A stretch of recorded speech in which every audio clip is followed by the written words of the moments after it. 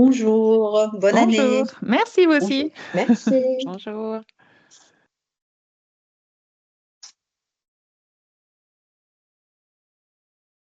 Bonjour Jean-François, fidèle au poste. Merci.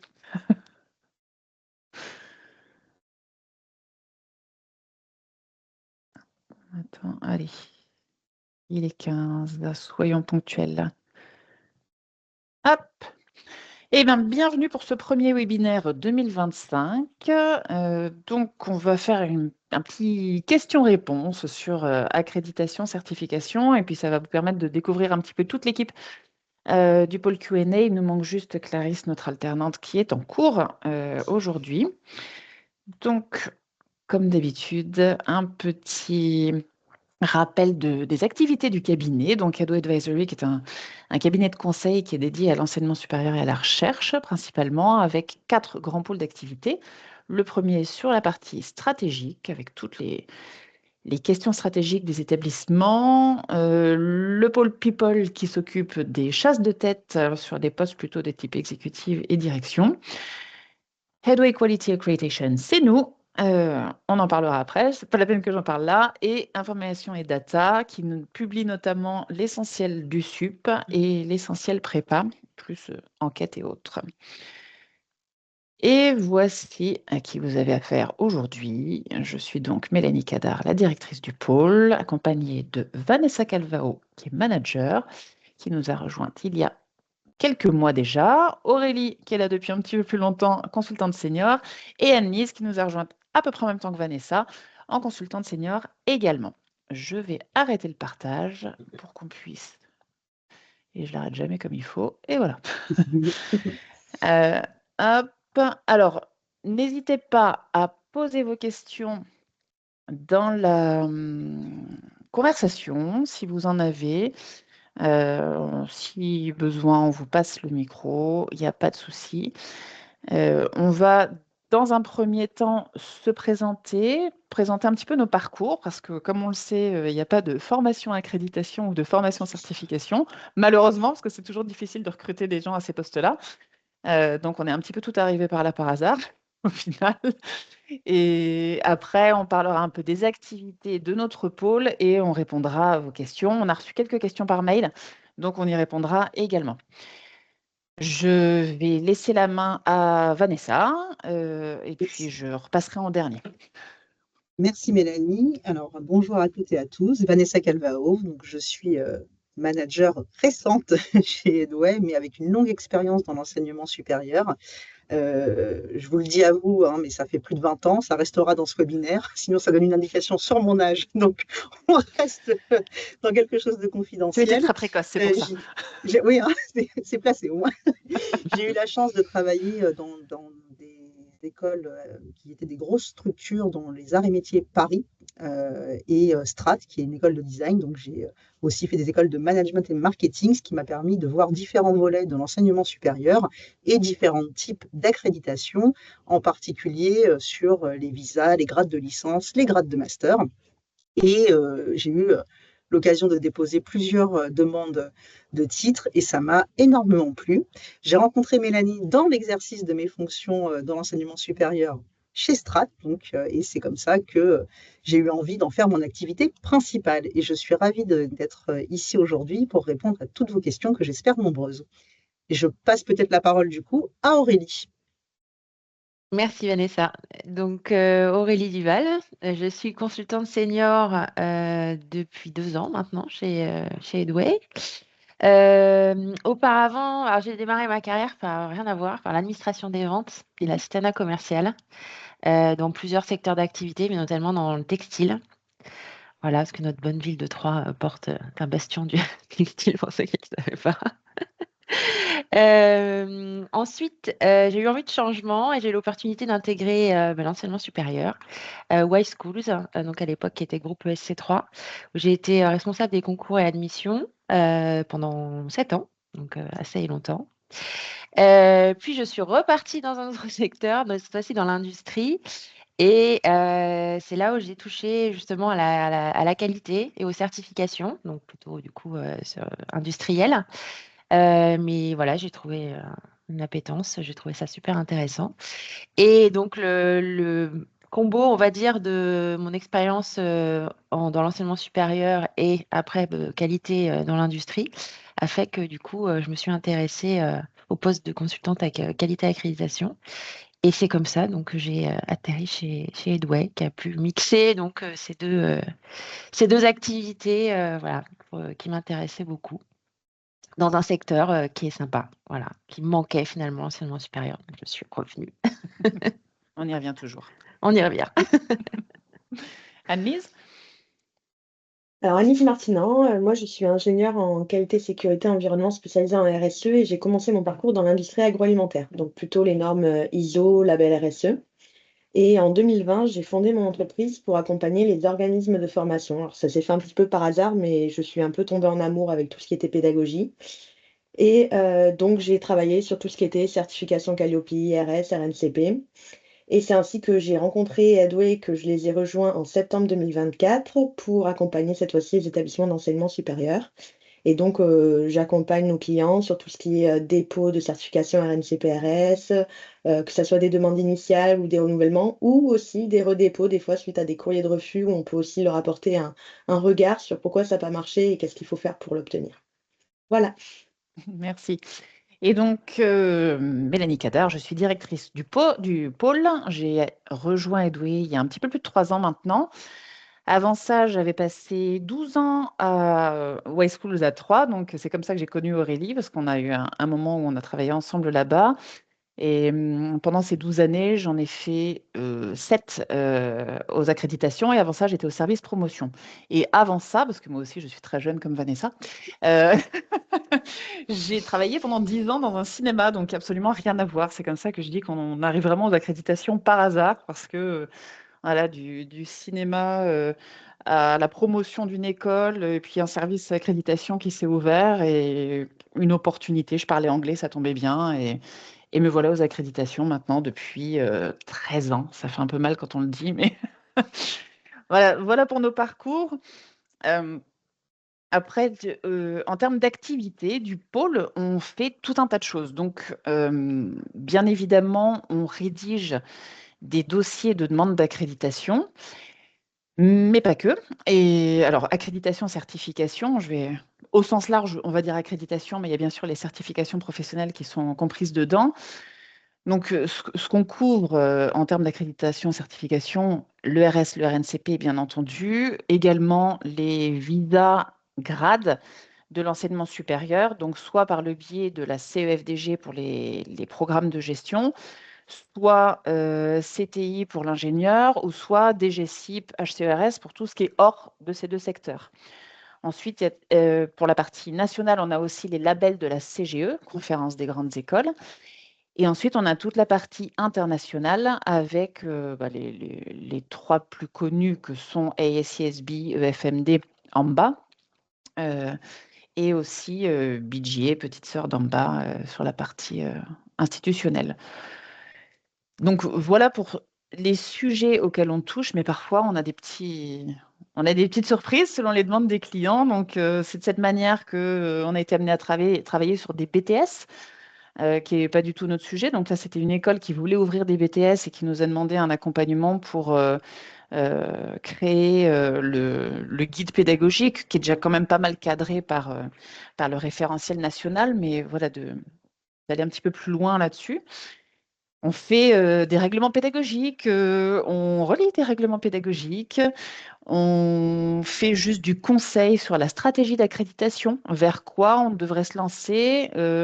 Parfois, ça peut être aussi, oui, un sujet dont je n'ai pas parlé, c'est la reconnaissance de l'établissement, parce que pour faire des demandes de visa et a fortiori de grade, il faut bien sûr que l'école soit reconnue par le ministère de l'Enseignement supérieur et de l'Éducation, parce que ça se passe par le rectorat, cette partie-là. Donc voilà, il y a plein de sujets qui sont un petit peu périphériques des accréditations, certifications, sur lesquels on intervient aussi. Alors, je ne sais pas si vous avez des questions particulières sur des sujets qui vous animent en ce moment. N'hésitez pas à lever la main ou à rédiger votre question dans la conversation. On se fera un plaisir d'y répondre. On a des typologies de clients assez variées, donc aussi bien école de management, enfin type business school, école d'ingénieurs. On a des écoles qui sont totalement hors champ. Alors, on a des écoles de design, mais qui fonctionnent un petit peu comme ces écoles d'enseignement supérieur. Après, on a des organismes de formation. On en a beaucoup moins, mais on a des choses qui ont trait au bien-être, par exemple. Donc, je dirais que ça fait partie du côté sympa de notre travail. Je ne sais pas ce que vous en pensez, mesdames, mais la variété de nos Je suis clients, d'accord. voilà, et des sujets que l'on traite, c'est vraiment On apprend plein intéressant. de choses. Ouais. Et puis le fait aussi, quand on a des clients ou des clients potentiels, on va dire, des personnes qui nous contactent, et parfois en discutant sur une problématique justement qui les anime en ce moment, on se rend compte que c'est peut-être pas le bon axe. Et puis on peut ouvrir la voie à d'autres choses. On donne aussi d'autres idées. Donc c'est toujours intéressant d'avoir ces conversations. Et ça, d'une manière générale, ça ne mange pas de pain, ça ne coûte rien. N'hésitez pas à nous solliciter pour un rendez-vous, pour parler d'un sujet, d'un questionnement que vous avez. On va peut-être pas vous trouver la solution là tout de suite maintenant, mais en tout cas, on peut réfléchir ensemble aux moyens d'y arriver. Et peut-être que c'est une collaboration par la suite, mais voilà, on a 1 heure de notre temps euh, pour vous aider à répondre. Alors, Jean-François, une question. Vu la taille de la question, ça aurait Oui, été plus rapide de prendre le micro, Jean-François. Alors, sur les programmes dans le viseur des accréditations en Belgique francophone, le titre de master peut désigner à la fois des diplômes d'État et certificats délivrés par les universités. Donc, un exécutif MBA chez nous, par exemple, n'est pas un grade de master et nos Advanced Masters ne permettent pas de s'inscrire ensuite dans une école doctorale. Ok. Ces formations ressemblent plutôt à des titres pro enregistrés au RNCP en France. Nous n'avons jamais réussi à faire retirer ces formations non diplômantes du portfolio pour la décréditation. Ok, d'où la question de ma direction. Comment ça se passe-t-il pour les écoles françaises? Est-ce que pour ESSB, EQUIS, etc., les titres pro sont également dans le viseur de l'accréditation, tout comme les diplômes d'État? Les MBA sont-ils des diplômes d'État en France? Alors, les MBA ne sont pas des diplômes d'État en France. Pour tout ce qui est ASCSB, ça c'est toujours la grosse question, mais comment dire, la philosophie, c'est bien sûr que si c'est du management, au-delà du pourcentage qui est communiqué par ISCSB, ça rentre dans le scope. La manière dont les écoles gèrent ça, c'est que parfois elles passent ça sous la coupe de l'exécutive, ou alors ce sont des titres qui ne sont pas directement du management et qu'elles réussissent à exclure. Mais sinon, si c'est management, ça rentre dans le scope en fait. Et bien sûr que ça pose problème sur le taux de couverture des SA, mais sinon, ça vaut une discussion aussi avec la staff liaison pour voir si oui ou non on peut exclure certains titres très pro, mais c'est rare parce que de toute façon, toutes les ECAD rentrent dedans à partir du moment où c'est plus de 5% du chiffre d'affaires. Là, je ne vois pas trop comment sortir, à part si parmi les écoles présentes, s'il y en a qui ont réussi à exclure des RNCP de leur scope ASCSB ou EQUIS. N'hésitez pas à vous manifester. Personne ne réagit. Et merci pour la réponse. Effectivement, la question sous-jacente était le pourcentage de profs practitioners qui ne sont pas des académiques. Et on n'a jamais réussi à faire retirer ces formations. Et c'était pareil pour notre programme à l'étranger. La seule justification qu'on peut avoir dans le narratif, c'est de dire, voilà, ce sont des formations professionnalisantes et on ne peut pas avoir 40% C'est ça. de essais. Et de toute façon, aujourd'hui, c'est plus nécessaire. Oui, TBS répond qu'ils ont tout déclaré. Tous les masters spécialisés sont déclarés. Et c'est pas étonnant, mais après, je pense que certaines formations qui peuvent être considérées comme très professionnalisantes et donc sur lesquelles on peut argumenter que ce soit des pros qui interviennent et non pas des académiques. Et CSB reste ouvert quand même sur l'argumentation, mais il faut qu'elle tienne la route, quoi. Avec le nouveau standard, oui, mais ce n'était pas le cas avant. Oui. Ah oui, oui, ça tout à fait, oui. Ah oui, quand il fallait avoir les 40% pour tout, maintenant on a quand même plus de liberté, hein. Oui, tout à fait. Alors, je vais passer la parole à mes collègues et puis qu'elles expliquent un petit peu le type de dossier qu'elles traitent le plus souvent. Et puis surtout, quel est comment dire, le périmètre de ces missions? Parce que, comme je disais, ça va bien au-delà de la simple rédaction du sujet. Annelise, on commence par toi? Alors moi, je vais vous parler un petit peu du répertoire spécifique, qui est un peu un outsider pour les établissements d'enseignement supérieur. On n'y pense pas du tout. Souvent, on a des titres RNCP et on va inscrire les professionnels qui nous contactent sur un bloc uniquement. Mais on perd en visibilité et en valeur puisque finalement, ça reste qu'une partie d'un titre RNCP dans sa globalité et c'est pas vraiment pour ça à la base qu'un titre RNCP existe, hein. Un titre RNCP existe pour attester de la compétence sur un métier dans sa globalité, là où le répertoire spécifique, c'est finalement quand on veut rajouter une corde à son arc professionnel. Donc, quand on veut attester de compétences techniques, métiers précises dans un domaine spécifique. Et aujourd'hui, inscrire une certification au répertoire spécifique, ça va vous offrir une reconnaissance officielle au niveau national, puisque finalement, c'est un ensemble de compétences qui va être validé par France Compétences et qui, à la fin du parcours, les titulaires qui ont validé les conditions de la certification ont un certificat dédié à ces compétences-là. Donc finalement, ça permet aussi de diversifier son public, soit d'offrir aux étudiants une spécialisation supplémentaire à la fin de leur cursus qui va apporter une différenciation sur le marché du travail et leur permettre d'accéder plus vite à des postes ou plus vite à des postes à responsabilité ou dans des domaines ou des secteurs d'activité spécifiques qui nécessitent des compétences spécifiques, ou alors d'attirer aussi des professionnels déjà en poste ou en reconversion qui là, au lieu de se former à un métier, veulent en fait juste valider les compétences qu'ils ont déjà acquises, soit par l'expérience professionnelle, soit acquérir des compétences très spécifiques et techniques pour justement se différencier et obtenir plus rapidement un emploi. Donc aujourd'hui, avec des dispositifs notamment de financement comme le CPF, ça reste très attractif d'avoir une formation certifiante et donc une certification au répertoire spécifique. C'est vrai qu'aujourd'hui, on voit qu'il y a de plus en plus de demandes sur ce type de répertoire. Là où effectivement le taux de réussite est bien moindre, hein, au niveau national, on est sur des taux, je ne vais pas dire de bêtises, je crois autour de 30%, donc c'est vraiment très faible. Parce que, après, je tiens à modérer toujours hein, ces taux qui sont mesurés par France Compétences, parce que c'est sur l'ensemble des dossiers. Hein. Ce n'est pas nos taux à nous, c'est pas sur l'ensemble des dossiers qualitatifs, c'est Merci de vraiment sur préciser. tous les dossiers. Voilà, c'est sur tous les dossiers qui sont déposés où effectivement, malheureusement, on retrouve un peu tout et n'importe quoi. On le voit hein, quand on récupère un dossier où il y a eu un courrier de refus. C'est intéressant de voir ce qui a posé problème et comment nous, on va pouvoir justement corriger le tir pour que cette fois-ci, ça passe. Donc, pensez-y. C'est vrai qu'aujourd'hui, on pense RNCP métier. Et des fois, en discutant, on se rend compte qu'en fait, on n'est pas forcément sur un métier ou on est sur quelque chose de complémentaire. Des fois, on veut rajouter un bloc optionnel qui est un peu tordu dans un RNCP, alors que finalement, ça ferait l'objet d'une certification à part que vous pourriez encore plus valoriser et vendre sur le marché, puisque ça intéresserait aussi les personnes déjà en poste.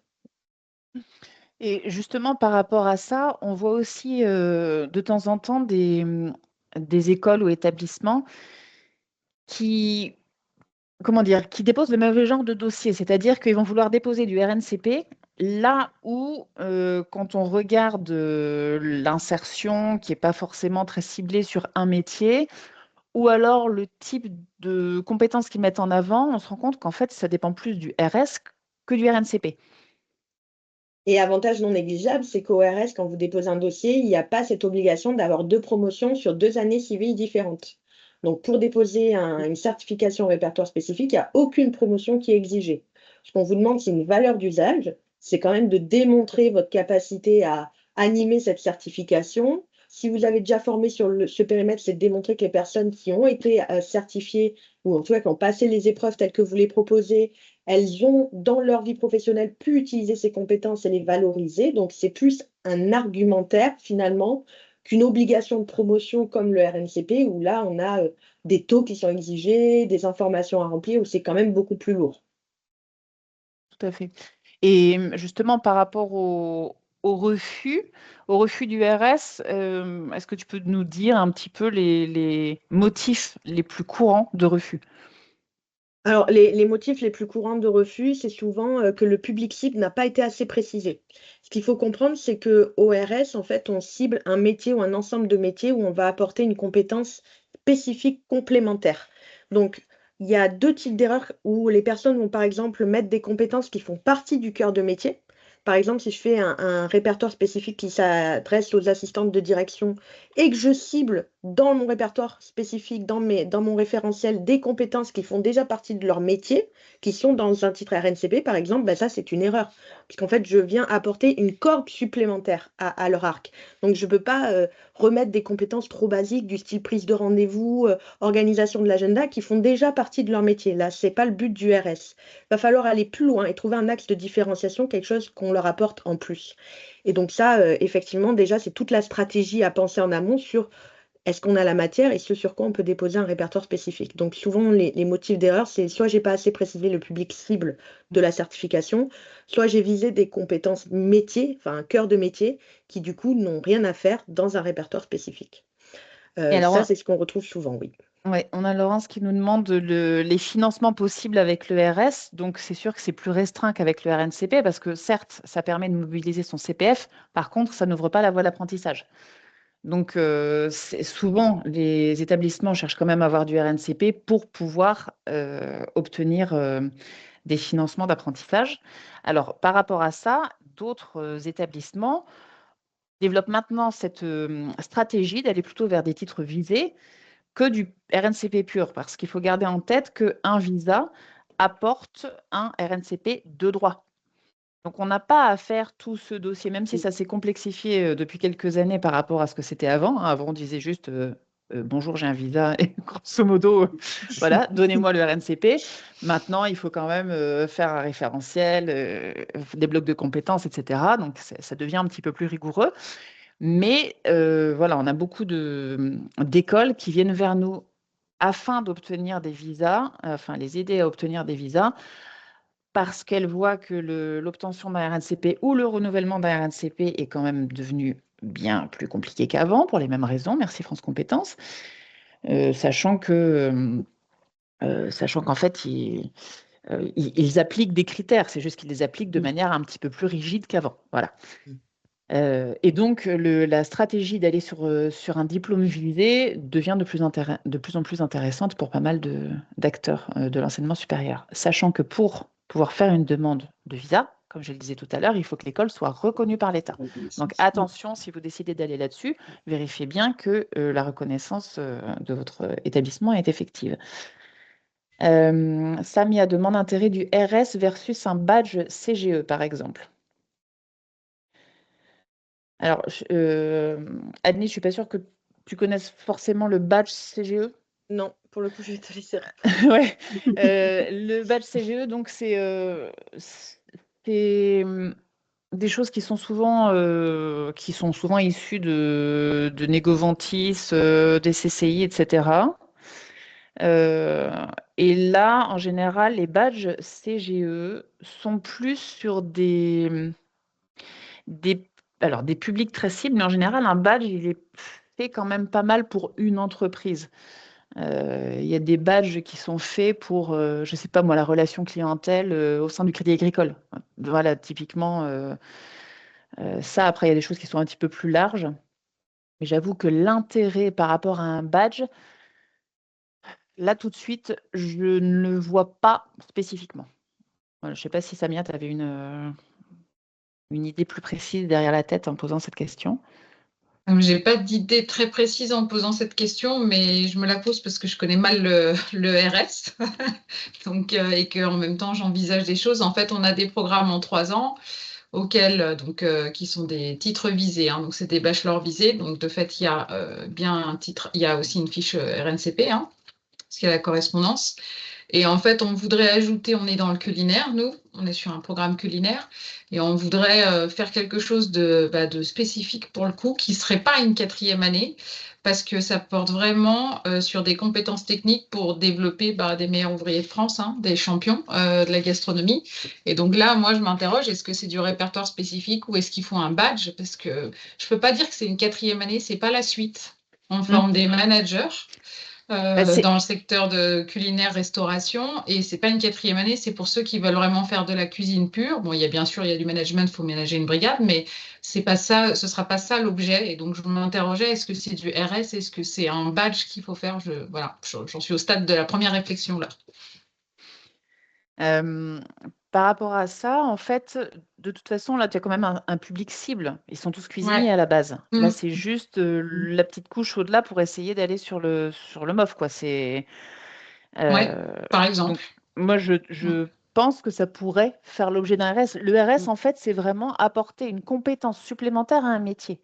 Mm. Donc, les compétences du métier, elles sont déjà acquises. Comme disait Anne-Lise, on ne va pas réapprendre à un cuisinier à cuisiner, on va juste lui donner des compétences qui vont lui permettre d'aller sur sur cette qualité supplémentaire, en fait. Mm.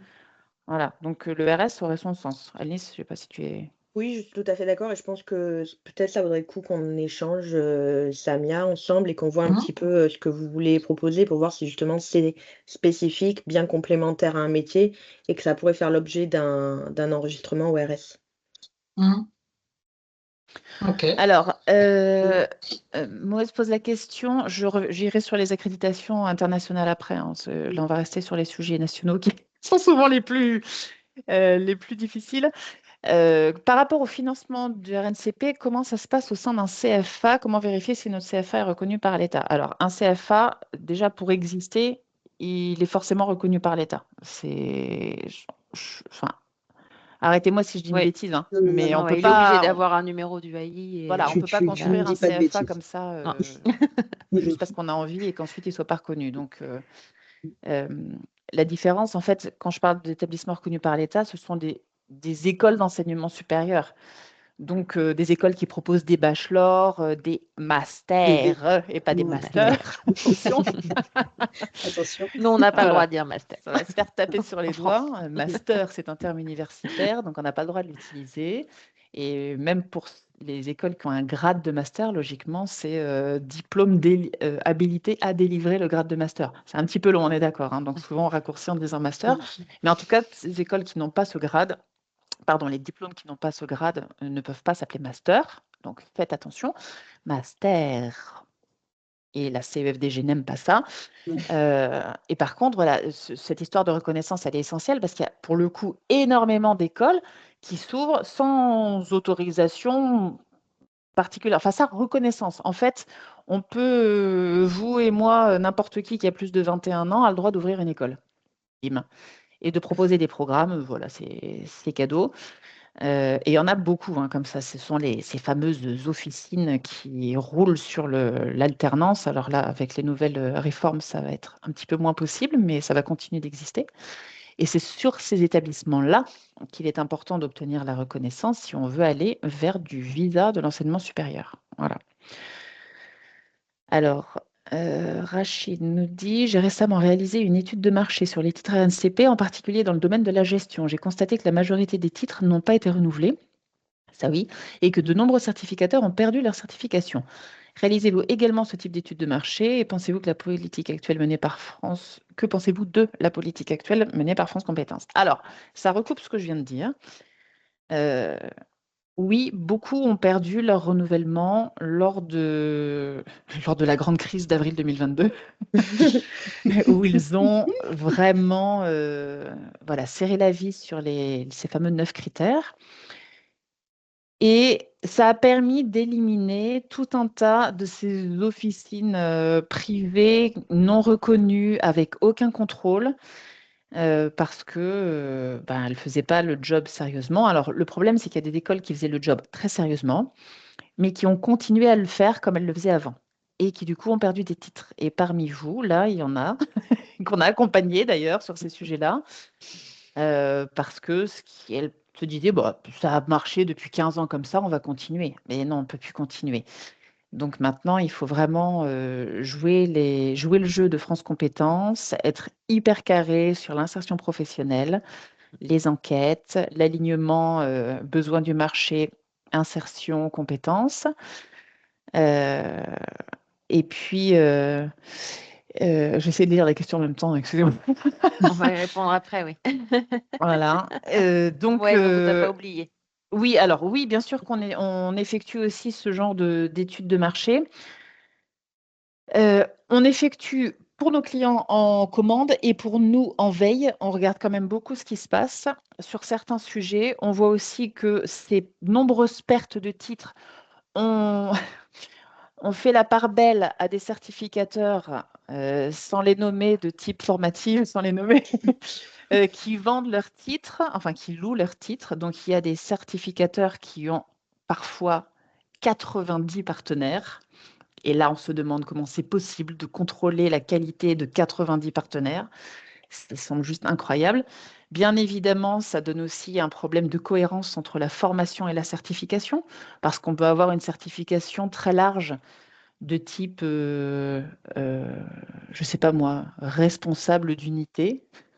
Boum. Et à côté de ça, on va avoir une formation sur vendeur d'articles de sport. Je ne sais pas, enfin voilà, des choses qui ne sont pas vraiment dans le métier. Et donc, France Compétences fait de plus en plus de contrôles justement sur l'alignement formation, certification. Et il y en a pas mal qui se sont fait taper sur les doigts à ce sujet. Et donc, la politique menée par France Compétences, elle est utile parce qu'elle permet de faire un peu le ménage.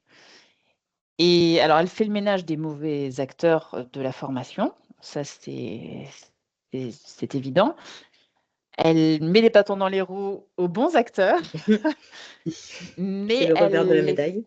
Voilà, c'est ça. Mais du coup, elle les force quand même à améliorer leur processus, à apporter de la rigueur dans le suivi des diplômés et dans la rédaction du référentiel de certification.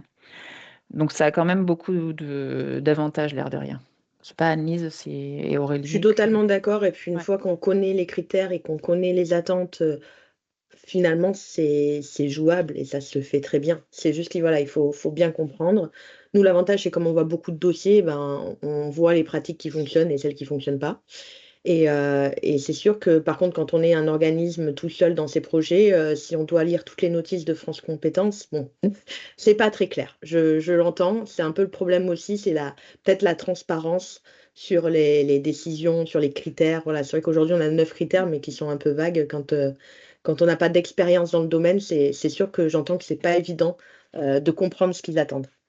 Ouais, on pourrait faire une rédaction sur les lettres de refus avec Ouais. 3 bouts d'informations pour savoir pourquoi ça ne va pas. Et ben, voilà, il faut avoir le dictionnaire pour décrypter des fois. Bah, d'ailleurs, c'est pas les lettres de refus qui nous permettent de comprendre pourquoi ça a été Non, refusé. c'est l'échange avec c'est l'échange l'instructeur avec l'instructeur. Ouais, qui tout à nous fait. permet de comprendre ce qui a posé problème. Parce que quand on a la lettre, je vous dirais que de l'un à l'autre, c'est les mêmes. Donc, pour comprendre ce qui a posé problème, quand même, c'est pas ça qui nous renseigne. C'est vraiment de discuter avec l'instructeur, c'est d'arriver habilement et poliment et gentiment à récupérer des infos pour pouvoir justement corriger le tir.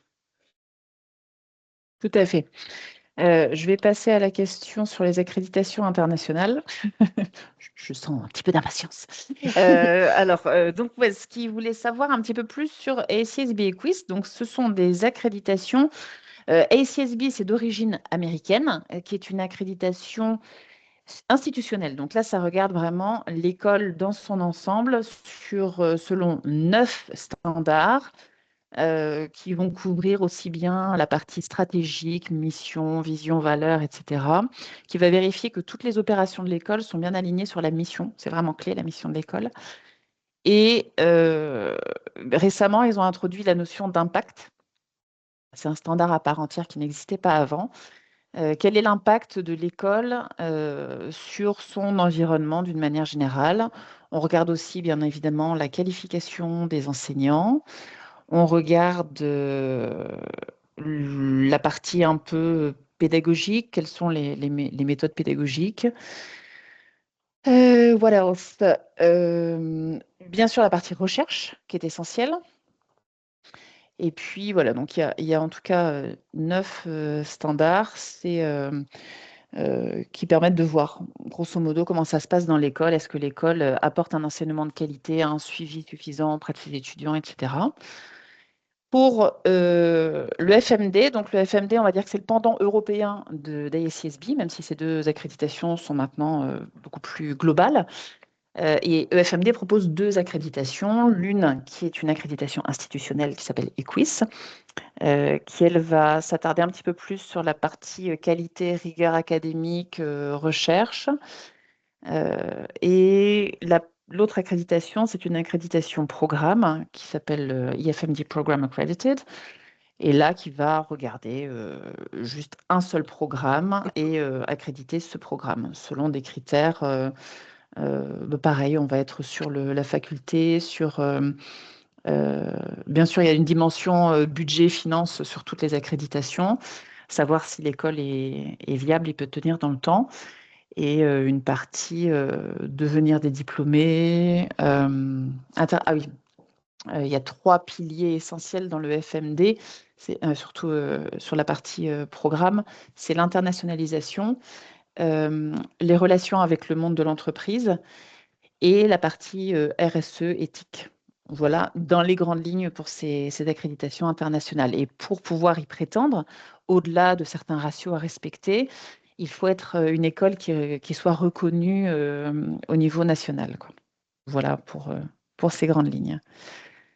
Alors, qu'est-ce qu'on a eu? Alors, on a 2 questions plutôt sur le RNCP, du Ouais. coup. Bien sûr, c'est toujours ça anime les passions, le RNCP. Tout à fait, ouais, on pourrait en faire une série Netflix, je pense que ça cartonnerait. Donc on a Rachid qui nous dit qu'en tant que CEO d'un CFA, il rencontre de grandes difficultés à trouver un certificateur. Vous voulez nous en dire plus? Ouais, prenez Et la parole. pourquoi vous ne lancez pas votre propre titre, du coup? Alors, bonjour à tous. Bonjour. En fait, je vais parler brièvement par rapport à cela. Mon CFA est-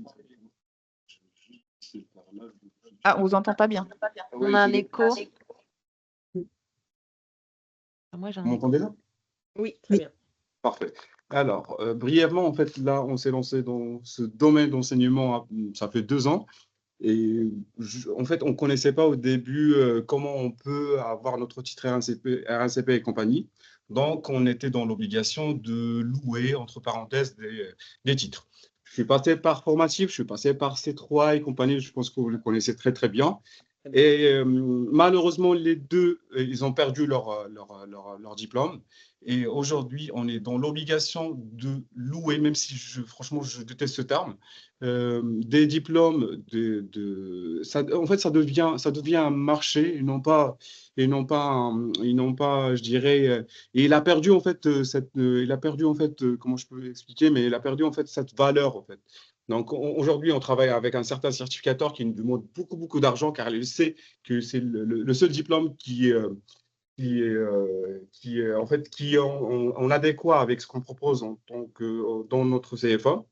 Donc aujourd'hui, c'est la raison dans laquelle je participe à cette réunion ce webinaire pour en fait comprendre comment on peut éventuellement proposer notre diplôme. L'information que j'ai, honnêtement, je ne suis pas très doué là-dessus. C'est que on ne peut pas demander un titre RNCP qu'après 2 ans ou 3 ans d'existence sur le marché de l'enseignement. Donc j'ai des informations qui sont floues. Je suis en train de récolter de gauche à droite tout ce qu'on peut avoir comme info, mais je ne sais pas pourquoi il y a une certaine, honnêtement, j'arrive pas à trouver toutes les informations par rapport à cela. Il y en a des écoles qui veulent pas, tout simplement, partager leur Oui. diplôme.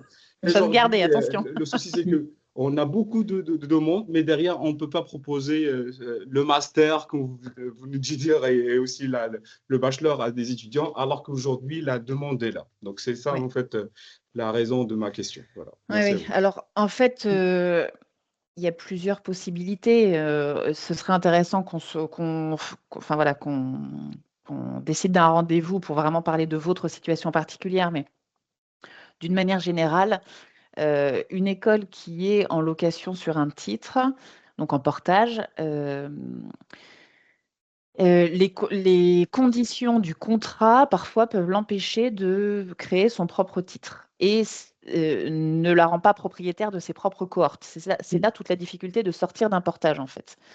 Donc, Annelise, si tu veux répondre à ce sujet.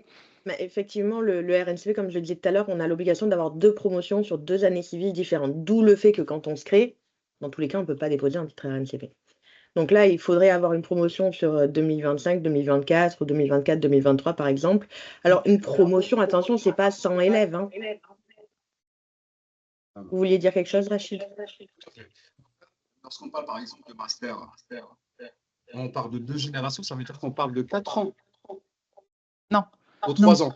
Ou 3 ans. Non, c'est les promotions de diplômés. On a encore l'écho, le master, là. il est sur 2 ans. Oui, mais la raison, si la formation elle dure 2 ans, il faut que. Oui, bien sûr. Mais après, ça dépend aussi à quel niveau se fait l'entrée dans la formation, parce que parfois, il y a des formations, il y a des entrées parallèles en dernière année, par exemple. Mais oui, ça peut être 4 ans, effectivement, pour constituer une cohorte. Ouais. On Mais parle bien effectivement du moment où ils sont sortis et qu'ils sont allés trouver leur métier. OK? Et donc ça, il nous faut 2 années civiles de mesure pour montrer que les personnes qu'on a formées, elles ont bien trouvé un métier dans la cible visée par notre certification. C'est là la démonstration qu'on doit faire. Et on ne peut pas utiliser des personnes qui ont été certifiées dans le cadre d'un partenariat. Donc forcément, ça doit être des personnes qui ont pas bénéficié de cette certification, qu'on arrive à exclure, qu'on arrive à récupérer. Donc il y a des stratégies qui existent pour se constituer ces promotions, mais ça reste une contrainte parce que si on les a pas, on peut pas aller au RNCP. Donc effectivement, ça c'est un prérequis indéniable. après, c'est vrai que, comme tu dis, Donc, il on est existe. d'accord, c'est compliqué en fait. C'est parfois impossible de proposer en fait des diplômes maison à des étudiants pour au final demander la certification. C'est possible, c'est quand même possible. Alors, il existe quand même un moyen, grâce à la candidature libre, où on peut avoir des candidats. C'est un peu comme, entre guillemets, c'est un peu comme une VAE sans RNCP, parce que la VAE, il faut avoir un RNCP pour pouvoir la proposer. Mais grosso modo, si vous avez des candidats qui veulent juste présenter les épreuves certificatives, elles peuvent le passer, c'est-à-dire qu'elles n'ont pas fait la formation. En fait, elles n'ont pas fait vos 2 ans de formation avant. Donc, voilà, on peut se constituer une cohorte à partir de candidats libres. Et comme commençait à le dire Agnès tout à l'heure, une cohorte, on n'est pas obligé d'avoir 100 étudiants, il faut qu'il y ait plus de 2 pour pouvoir ensuite faire des statistiques. Bon, à 2, c'est quand même. Dernière question, je vais me taire par la suite. En fait, si on propose un double diplôme, est-ce que ça compte aussi ou pas? Ça veut dire que j'ai le titre RNCP entre parenthèses qui est loué que je loue à travers un certificateur et je propose en parallèle un diplôme maison, un autre programme. Est-ce que cela compte aussi ou pas? Ça dépend, vous les déclarez à votre certificateur ou pas? Tout à fait, tout à fait. Non, en fait, ça c'est dépend là où si ça c'est sur le même domaine. Oui. Ah, ok. Voilà. Mais si c'est vraiment la même chose que l'autre, non, ça passera pas. oui. Mais Non, si je c'est parle des différent, options. Ça veut ça dire peut que passer. moi, je me base. Vous savez, je suis une école qui se base à l'alternance. Donc, c'est compliqué. Donc, et les ressources, vous connaissez en fait le métier. Donc, Bien je ne sûr. vais pas parler là-dessus. Mais est-ce qu'on a le droit de proposer un diplôme maison en parallèle d'un titre RNCP avec des options, ça veut dire. Par exemple, je vais vous donner un exemple. Un ingénieur d'affaires, mais en parallèle, il y a des options en IT, en Big Data et compagnie. Est-ce qu'on peut se baser sur ce genre d'options, si vous voulez, pour qu'on puisse demander notre diplôme? Les options, ça fait plus RS que RNCP. C'est pour ça qu'il faudrait peut-être qu'on discute entre nous, selon votre situation bien précise, quelle porte de sortie on peut arriver à vous trouver. Voilà. Oui, mais il existe des solutions. Alors parfois, effectivement, ce n'est pas à l'instant. Et c'est pas Peut-être que immédiat. ça prend 1 an ou 2 et pas les 4 ans. On peut parfois accélérer le processus en trouvant d'autres solutions. Et la candidature libre reste vraiment la chose la plus simple à faire. Les doubles diplômes, c'est un peu compliqué parce qu'en fait, France Compétences va aller vérifier dans le dossier que vous allez déposer le nom de vos certifiés et ils vont voir qu'ils ont déjà un RNCP à la même date sur un autre certificateur. Et là, forcément, ils vont vous faire la remarque. Donc, c'est pour ça que le truc de double diplôme, à part si on était, comme dit Elni, sur des domaines très différents, c'est-à-dire manager-ingénieur, par exemple, là, on pourrait argumenter qu'il y a eu 2 certifications, entre guillemets, qui ont été obtenues en même temps, 2 sets de compétences. Parce que tout dépend de ça, du référentiel de compétences. Est-ce qu'ils ont acquis les mêmes compétences et les mêmes blocs, valider les mêmes blocs? Donc, si c'est très, très différent, on peut trouver une solution. Mais effectivement, enfin, reparlons-nous plus tard parce que je pense qu'il y a des choses à trouver sur votre cas particulier. Laurence, vous leviez la main? Oui, alors concernant les titres professionnels du ministère du Travail, est-ce que les cohortes, elles appartiennent à qui dans ce cas-là, puisque c'est des titres qui sont loués, je vais dire gratuitement, hein. Ouais. Je connais des écoles qui sont montées en informatique avec des titres, le titre professionnel concepteur, développeur d'applications, et après ils ont utilisé les cohortes pour faire leur titre RNCP. Mais en général, ils rajoutent une année. Parce que Et c'est donc pas... ça, c'est possible, ça? Oui, c'est possible, parce qu'en fait, le titre pro, il est Mhm. aussi enregistré au RNCP. Donc, les titulaires sont associés à un numéro de RNCP. Donc, on ne peut pas aller au même niveau, on ne peut pas les redéclarer sur autre chose. En Ah oui, revanche, ce qui se j'ajoute. fait, voilà, Mhm. c'est, admettons, vous avez un titre pro de niveau 6. 5. Bon, alors, de Ouais. niveau 6, parlons de niveau Parce qu'il n'y a 6. pas de niveau 7, oui, en titre pro. Non, quasiment Ouais. pas. Mettons, voilà, il y a un titre pro de niveau 6, donc vous avez vos étudiants et vous rajoutez 1 ou 2 ans en diplôme maison, le temps de constituer votre cohorte et vous délivrez ensuite, vous demandez un enregistrement au niveau 7. D'accord. Voilà. Ok, Mais ok. c'est donc, en fait, le titre pro sert Tremplin un d'appel. peu. Ouais, ouais, Oui, c'est ok. ça. C'est ça qui va vous faire rentrer vos étudiants parce que vous avez quelque chose à leur délivrer. Mais donc, c'est quelque chose qu'ils acquièrent en cours de leur formation qui va être plus longue.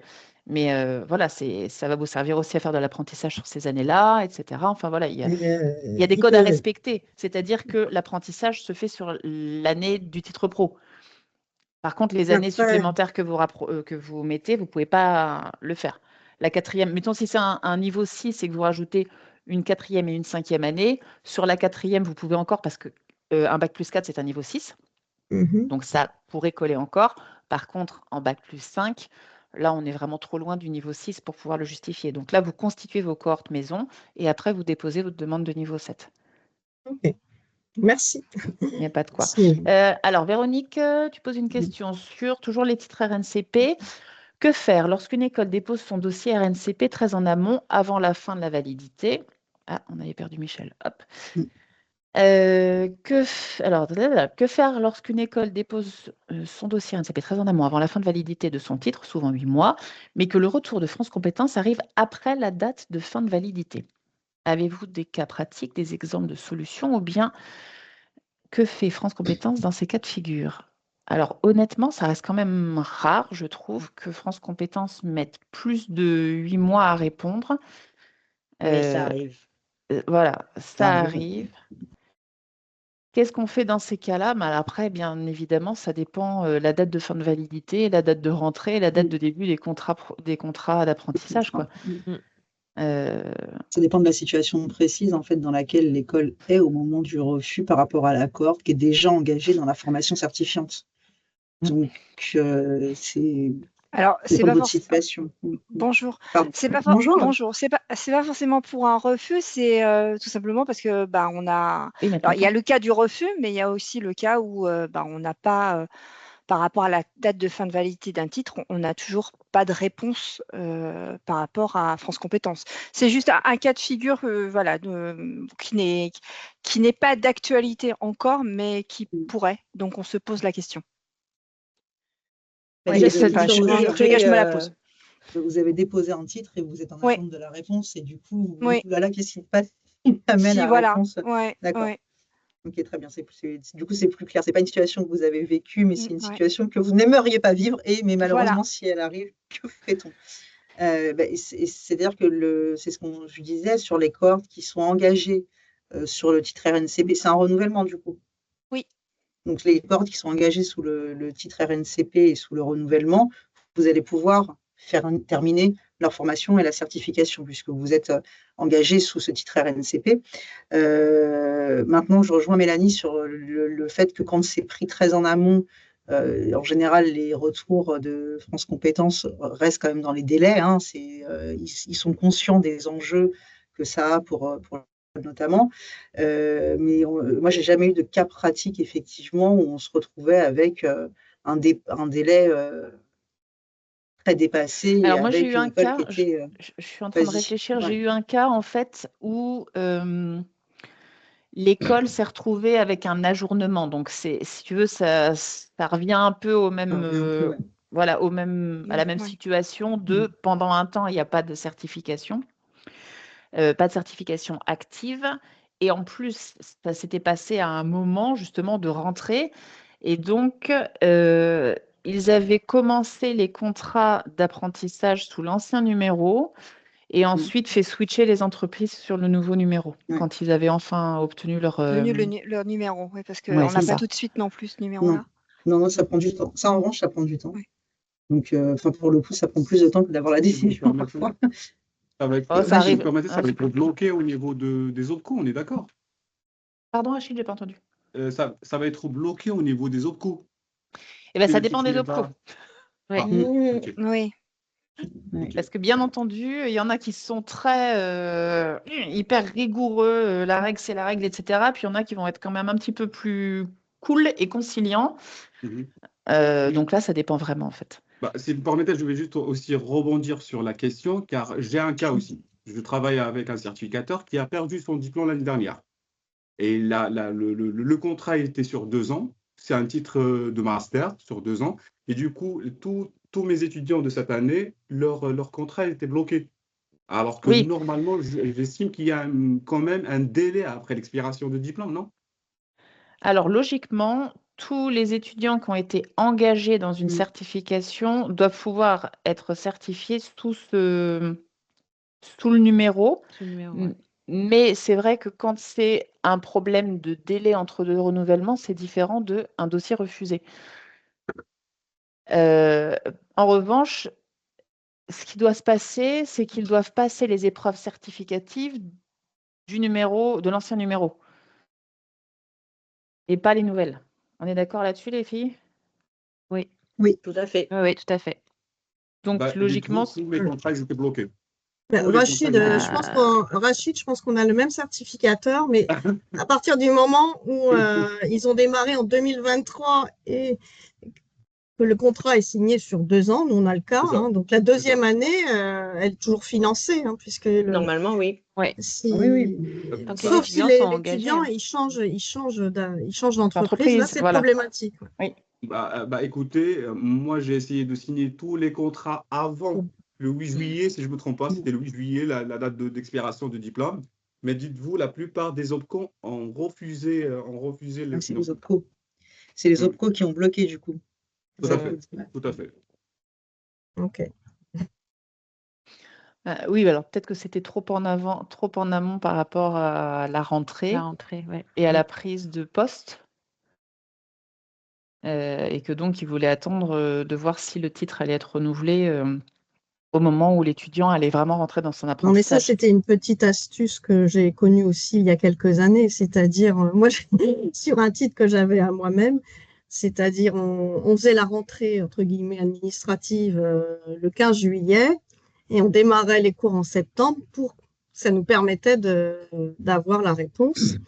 Oui. Et c'était accepté. Et je crois qu'aujourd'hui, les OPCO, ils ont vu un petit peu Le tour ils de ont passe-passe. compris le tour de passe-passe, ouais. Donc, ils ont compris qu'on démarrait juste une journée après qu'on démarrait les cours parce que le titre était en attente, quoi. Ouais. Oui, c'est ça. Et franchement, il y a des OPCO, ils sont sympas, puis d'autres. Et puis, ça dépend qui à l'intérieur de l'OPCO aussi, hein. J'ai des écoles qui n'ont jamais eu de problème avec un seul OPCO, sauf que tout à coup, ils se retrouvent avec une nouvelle interlocutrice, bim. Et là, il n'y a plus rien qui passe. Donc, malheureusement, il n'y a pas de règle, hein. Écoutez, moi, mon problème aujourd'hui, c'est avec les gestionnaires. Je galère avec les gestionnaires. Ils n'ont pas les informations. Je ne sais pas si vous êtes aussi dans la même situation, mais ils n'ont pas les informations. À chaque fois, ils demandent Calliope, à chaque fois, ils demandent des documents qui tombent du ciel.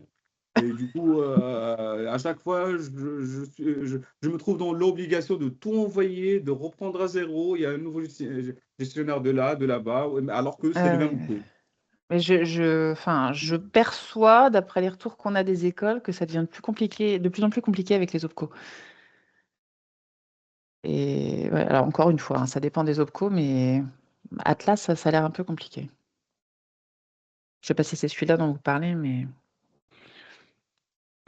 le plus compliqué, c'est Acto. Acto, ah oui, moi, Acto Acto. aussi. Ouais. Oui. Ah oui, bah, ça On en m'étonne entend pas. aussi beaucoup Mm. parler d'Acto. Mm. Oui. Tout à fait. Je surveille l'heure. Ah, mais ça passe très très vite Ça le temps passe en très fait. vite, beaucoup trop vite. Vu qu'on n'a même pas touché aux questions Au qu'on a visa. reçues par mail, alors je regarde vite fait et au Mm. visa, oui, tiens, Le bah, visa. on va poser les questions. Alors, Mm. il y avait une question qui était quels sont les conseils, quels conseils pardon, donneriez-vous à une école qui débute dans ses démarches de qualité et accréditation? Vanessa? C'est une bonne question. De nous appeler peut-être pour nous. Ça, bien Non, c'est une sûr. bonne question. Je pense que le plus difficile, en fait, quand on est dans une école, c'est de prendre un peu de recul sur les formations qu'on propose, sur ce qu'on a et sur mais qu'est-ce que je fais de mon RNCP, qu'est-ce que je fais de mon RS, est-ce que je fais un visa, est-ce que, ouh là là, tout ça, c'est très compliqué. Donc, le mieux, je pense, c'est d'avoir un vrai, pour le coup, pour l'avoir expérimenté, c'est d'avoir un regard extérieur, justement, et de faire une sorte d'audit de vos formations et de dire, bah voilà, qu'est-ce que j'ai aujourd'hui comme type de formation? Qu'est-ce que je n'ai pas surtout? Comment je pourrais avoir ce qui me manque en termes d'accréditation? Et de démarrer par step by step, hein. Il vaut mieux un petit pas qu'un trop grand saut. C'est pas qu'il ne faut pas être ambitieux, hein, loin de là, mais il vaut mieux avoir un plan stratégique sur 5 années, prendre le temps de faire les choses. Regardez, par exemple, si je prends un exemple très concret sur le visa, puisque pour ne pas le citer. Mélanie disait tout à l'heure, la première étape, c'est d'avoir une école qui est reconnue. Bon, bah, déjà, ça peut être la première démarche. Est-ce que votre école est reconnue ou pas? C'est pas parce que vous travaillez dedans depuis 10 ans que vous avez forcément cette information. Parfois, on passe à Et des côté. surprises. Il y a des surprises, exactement. Donc déjà, se dire, est-ce que c'est reconnu ou est-ce que c'est pas reconnu? Si c'est reconnu, bon, tant mieux. Pour vous, ça vous fait une étape de moins. Et dans ces cas-là, c'est, OK, alors j'ai quoi comme type de formation? Je suis dans de la gestion. Ah, bah, c'est la CEFDG qui va s'occuper de moi. Je suis une école d'ingénieur. Ah, bah, c'est la CTI ou je suis ni l'un ni l'autre. Et du coup, ça sera la CRS. Donc déjà, c'est de voir un peu vers quelle institution je dois me diriger et quels sont les attendus. Qu'est-ce qu'ils veulent? Qu'est-ce qu'ils attendent? Qu'est-ce qu'ils regardent? Qu'est-ce qu'ils auditent? Pour débroussailler un petit peu tout ça. Voilà. Ça peut être une première démarche pour un visa, par exemple. Oui, franchement, l'étape du gap analysis, vraiment analyse des écarts, ça me paraît vraiment essentiel parce que ça permet de voir là où vous en êtes, ce qu'il vous manque pour atteindre vos objectifs. Et en même temps, ça permet d'avoir cette discussion de est-ce que votre projet est vraiment le bon, en fait. Oui. Et puis, comme tu dis, alors cette histoire de reconnaissance, on a eu le cas d'un groupe de formation qui nous a signé en même temps 3 missions de visa pour des programmes très différents. Et boum, un des trois, on peut pas le faire parce qu'en fait, l'école dont elle dépend n'est pas reconnue. Ah bah oui, c'est dommage. Mais si on avait pu anticiper la démarche et avoir cette petite première étape d'analyse, forcément, nous, quand on nous demande un visa, voilà. Du coup, ça nous a appris aussi. Maintenant, on pose la question. Vous êtes bien reconnus. Mais on était parti, vu que c'était un groupe qui avait d'autres formations visées, on ne s'était même pas posé la question, quoi. Et là, voilà, c'était la mauvaise surprise. Oui, Rachid? Alors, peut-être que ça va être une bête question. Lorsqu'on dit une école reconnue, ça veut dire qu'il a le numéro IAI et aussi le NDA. On est d'accord? Alors, C'est ça? NDA, reconnu, non, c'est encore différent. OK. Parce qu'on peut faire une Autant demande pour moi. d'UAI, n'importe quel organisme de formation fait une demande d'UAI et de NDA. La reconnaissance, en fait, c'est un dossier qui est à déposer auprès du rectorat dont dépend l'école et qui va regarder la partie institutionnelle. Quelle est la stratégie de l'école? Ça va regarder son corps professoral. Est-ce qu'il y a suffisamment de profs permanents? Est-ce qu'il y a une démarche de recherche scientifique qui est engagée au sein de l'école? Ça va regarder un petit peu la pédagogie et maintenant, on ne peut plus déposer juste une demande de reconnaissance. Elle doit être forcément assortie d'une demande de visa. Donc, ça veut dire Ça qu'il se fait faut, plus en 2 temps. voilà, il faut identifier une formation qui pourrait prétendre au visa et faire ces demandes conjointement. Donc, le dossier passe déjà par le rectorat qui va se prononcer oui ou non sur la reconnaissance de l'établissement. Et ensuite, le dossier part à la CEFDG, à la CTI, à la DGCIP, enfin, peu importe, à la partie ministère de l'enseignement supérieur cette fois-ci, qui va se prononcer sur le visa, oui ou non. Il est possible que le visa soit refusé, mais la reconnaissance acceptée. En revanche, l'inverse, forcément, n'est pas possible. On ne peut pas avoir un visa d'une école non reconnue.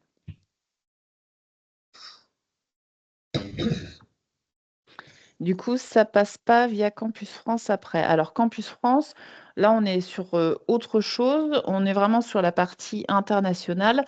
Pour être sur Campus France, il faut... alors, je ne sais plus, ça fait très longtemps que je n'ai pas touché à Campus France, mais il me semble que ça doit être des programmes visés.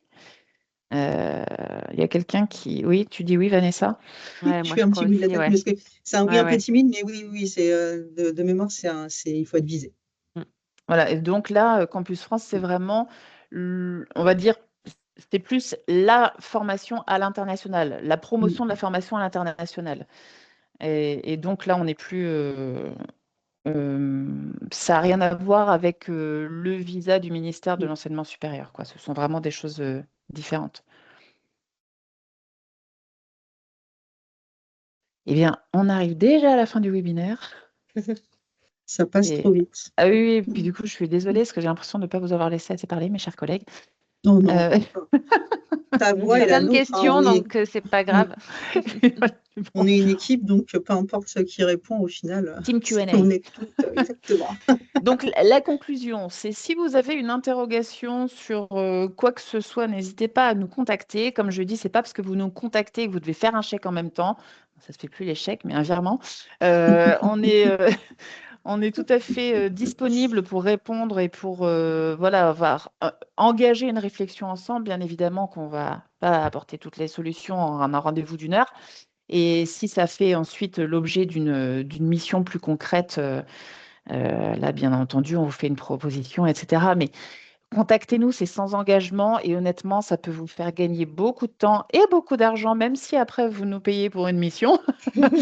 Parce que forcément, c'est pareil, nos services ont un coût, bien évidemment, qui n'est pas donné, bien évidemment.